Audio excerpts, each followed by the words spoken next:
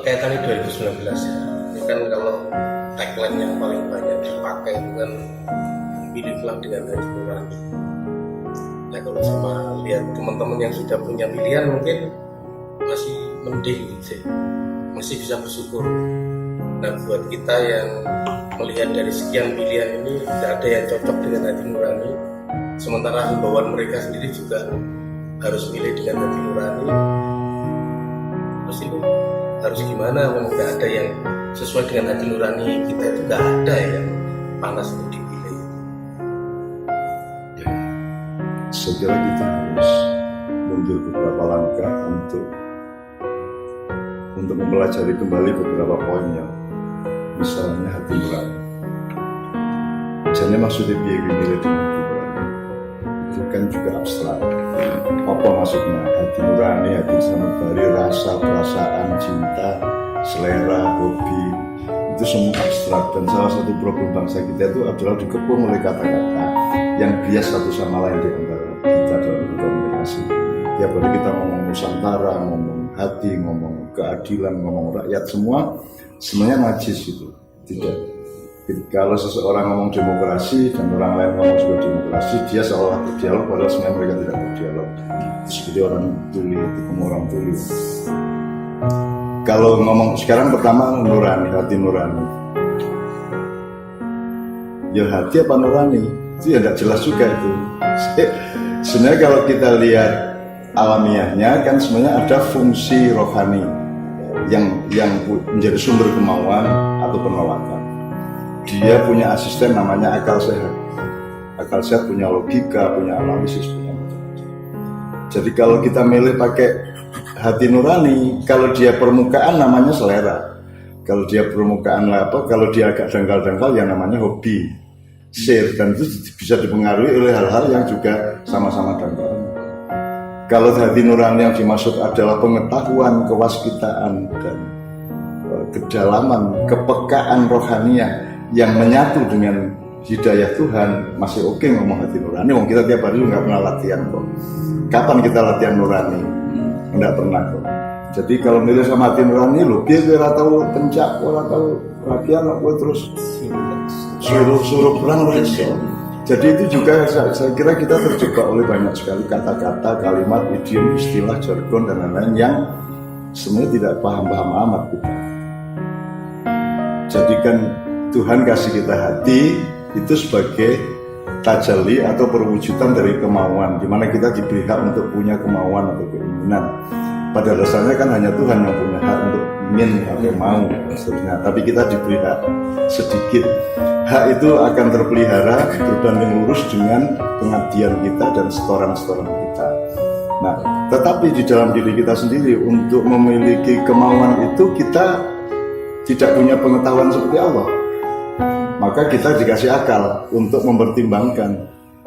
Nah, jadi ini misbah yang hati, pikiran zujajah itu dia pengolah cahaya, dia instalasi listrik.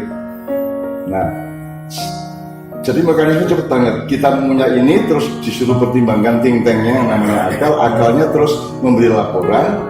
Ya, kadang-kadang hati kita juga menolak pertimbangan akal. Tidak sesuai antara iya, kadang-kadang akal sudah kerja keras, hatinya tetap aja karena berdasarkan selera. Itu tidak usah soal presiden, soal makan aja kita menolak pikiran kok. Kita mau makan apa, ingin apa kan tidak dengan akal. Semua. Rasa selera. Peradaban kuliner kita kan peradaban selera, peradaban keragusan, peradaban keinginan, dan itu kan musuh paling utama dari manusia. Sebenarnya makan itu kan ada dua sensornya, yang satu akal pikiran, yang kedua lidah. Lidah itu dia tidak mau makan atau disentuh oleh apapun yang membahayakan kesehatan badannya.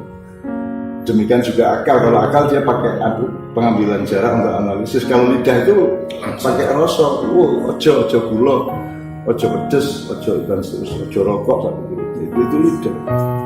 Nah, orang tidak pernah melatih lidahnya, jangankan melatih nuraninya.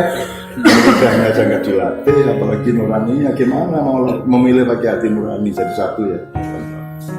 Nomor dua, ini urusan pilih memilih ini sebenarnya gimana juntrungannya.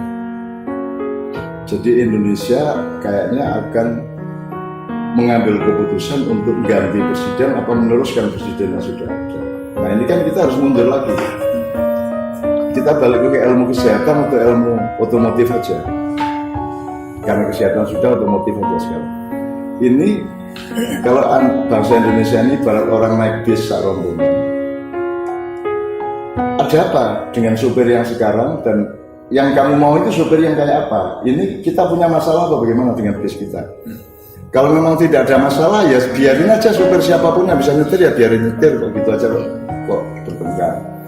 Kalau ternyata ada masalah, masalahnya dilihat apakah ini masalahnya terletak pada cara dia nyetir tidak benar, tujuannya juga tidak benar, ataukah mesinnya yang tidak benar, atau struktur badannya, sasisnya, segala macam yang menyangkut bis ini. Bisnya yang Ya, bermasalah. nah, kalau bisnya bermasalah, kenapa kamu ribut soal supir? Nah, sekarang kalau kita ngomong bis bermasalah, apa mesinnya, apa gardannya, apanya semua, rodanya, bannya, gembos, segala macam terserah. Itu kan berarti kalau diproyeksi ke negara kan berarti ini konstitusinya benar enggak? Aturannya benar enggak? Ini manajemen pemerintahannya benar enggak? Pemerintahannya sama negara ada sikapnya ya. Nah kalau diterusin lagi, dulu kenapa kita bikin negara itu kenapa? Wong kita sebelumnya itu bagian dari Mataram, kayak dari Demak, kayak dari kerajaan Ternate, kayak dari kerajaan Melayu, kayak terserah. Tiba-tiba kita bikin republik itu maksudnya gimana? Apa sudah kita pelajari matematika? Begitu.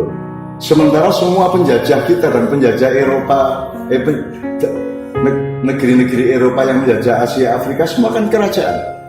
Terus kita tiba-tiba republik, mungkin karena kita benci kerajaan sehingga kita benci kepada diri kita sendiri. Akhirnya karena kerajaan dan negara ini satu sistem yang berbeda, satu prosedur otoritas yang sangat berbeda, hak kewajibannya juga sangat berbeda, maka peralihan dari kerajaan ke negara seharusnya dilakukan dengan tahap-tahap yang menuju kematangan. Jadi misalnya tahun 45 sampai 55 itu baru transisi awal. Mungkin sampai 65 kita baru mulai untuk mengerti negara. Kita kan tidak mikir itu kayaknya. Kita kan pokoknya sudah jadi negara selesai, kan gitu. Nah sekarang kita baru tahu bahwa ini bukan negara. Apa ini negara kayak gini nih? Kita tahu bahwa ini presiden ini kepala negara apa kepala pemerintahan? Apa kepala atau direktur perusahaan itu gimana? Yang punya duit siapa? Yang punya omset, yang punya aset siapa? Kalau misalnya BUMN itu badan usaha milik pemerintah atau badan usaha milik negara? Kalau memang ini milik pemerintah dan di bawah koordinasi pemerintah dan otoritas presiden dan menteri-menteri, kenapa tidak disebut BUMP? Kenapa disebut BUMN? Kalau dia BUMP ya semua penghasilannya terkait sama Kementerian Keuangan. Kalau dia BUMN ya seharusnya ke kementerian, ke kas negara, ke badan kas negara. Khususnya banyak sekali nih ya MK, ya KPK, ya semuanya pertanyaannya di situ. Berarti kalau urusannya adalah bisnya ini harus ditandani, ya berarti apa? Ini UD 45 masih enggak? Gitu. Kalau NKRI harga mati itu berarti UD 45 apa UD 2002 atau NKRI apa saja meskipun kita sudah rubah-rubah tetap NKRI atau bagaimana? Yang mana kan kita nggak punya kejelasan semua itu. Terus kalau memang urusannya bis rusak, kalau kita mau cari sopir bisa disambung. Ya sopir yang berani merubah bisnya. Sopir yang berani merevolusi mesinnya, struktur badannya dan seandainya kalau tetap harus milih supirnya tadi. Kalau memang urusannya harus milih supir, ya persyaratannya adalah supir yang mengerti urusannya bis dan punya keberanian dan punya jiwa revolusioner radikal untuk mengubah bis dan berani bilang sama penumpang berhenti dulu sebentar ya, itu dandanin bisnya. Nah kan penumpangnya juga belum tentu tidak marah kalau bisnya berhenti. Untuk kemaslahatan penumpang juga. Iya, tapi penumpangnya sabar nggak untuk berhenti dalam menekan dandanin bis kan juga belum tentu sabar. Kalau supirnya masih manut dengan bis yang kondisi rusak itu ya tetap sama aja itu. Sama aja. Jadi sekarang kan masalahnya bukan siapa, memegang apa, siapa berkuasa atas apa. Masalahnya adalah apa yang dia lakukan dengan kekuasaannya.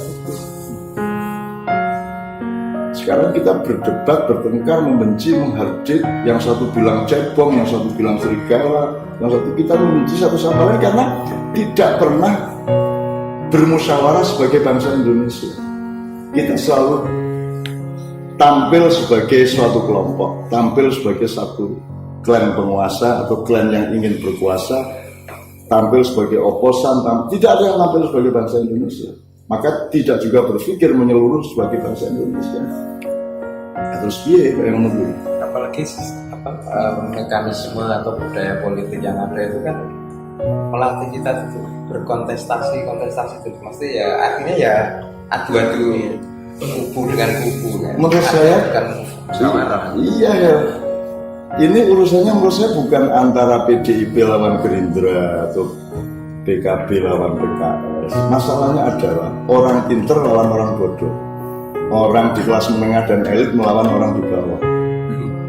Nah, orang di bawah ini juga tidak ngerti bahwa mereka itu sedang dianiaya, sedang dilawan, sedang diinjak-injak. Maka mereka juga ingin menjadi kelas menengah. Itu mereka merasa domba, susahnya kita mau tolongin domba, wong dia juga ingin jadi serigala kan begitu. Pasti tolong bawahnya. Ya iya, dia juga pasti ingin jadi serigala. Jadi kan gitu. Nah, menurut saya serigala kelas menengah dan kelas atas ini senang dengan keadaan ini. Mereka tidak senang ada perubahan. Kalau kita ngomong mengenai bis rusak, mereka tidak setuju. Tidak ada urusan. Pokoknya sopirnya siapa? Gitu dok. Pertanyaannya berhenti di situ. Terus apa salah saya sehingga saya nggak boleh nyetir lagi? Kan gitu. Udah sekarang perdebatannya semua.